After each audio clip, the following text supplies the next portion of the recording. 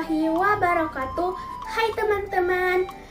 Perkenalkan, nama saya Arika Najatulsyah, kelas 5 SD dari SD Negeri Tidung, Makassar.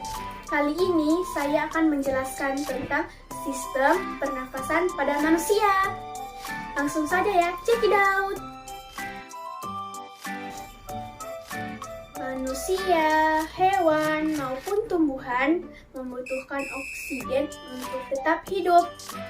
Untuk bernafas, kita mempunyai organ-organ yang bekerja untuk mengatur oksigen yang masuk ke dalam tubuh. Saat manusia bernafas, ada tahap-tahap yang harus dilalui. Tahapan manusia bernafas diketahui dengan istilah sistem pernafasan. Sistem pernafasan membantu tubuh menyerap oksigen dan membuang karbon dioksida melalui hembusan nafas. Pernafasan manusia yang pertama adalah hidung. Hidung merupakan organ pertama yang dilalui udara dalam proses pernafasan. Awalnya udara masuk melalui lubang hidung. Lalu, di dalam rongga hidung terdapat rambut-rambut tebal dan pendek. Rambut-rambut ini berfungsi untuk menyaring udara dan kotoran yang masuk ke lubang hidung. Setelah itu, udara melewati selaput hidung. Selaput hidung berfungsi untuk melembabkan udara yang masuk ke hidung. Kedua adalah faring. Faring merupakan organ persimpangan antara saluran pernafasan dan saluran pencernaan. Faring ini bentuknya seperti tabung dan letaknya di belakang rongga hidung. Fungsi dari faring ini adalah sebagai penyalur. Jadi, udara yang masuk ke dalam tubuh disalurkan lewat faring ke trakea. Yang ketiga adalah laring. Laring juga dikenal dengan istilah jakun atau tekak.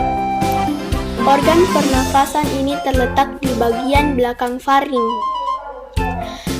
Laring terdiri atas 9 tulang rawan.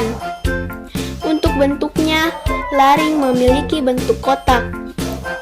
Laring merupakan organ berongga yang bisa mengeluarkan suara saat udara masuk dan keluar. Yang keempat adalah trakea. Trakea juga dikenal dengan istilah batang tenggorokan. Organ pernafasan ini memiliki sebuah jaringan yang disebut silia. Jaringan silia dalam trakea biasanya akan bergerak dan mendorong benda-benda lain. Dalam trakea, jaringan silia ini memiliki fungsi mengusir kotoran, debu-debu, dan bakteri yang masuk ke dalam trakea. Trakea bercabang menjadi 2. Percabangan trakea disebut bronkus.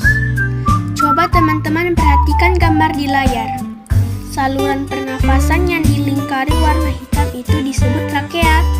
Percabangan trakea yang dilingkari warna putih disebut bronkus. Bronkus merupakan organ pernafasan setelah trakea. Struktur bronkus hampir sama dengan trakea, tetapi lebih sempit.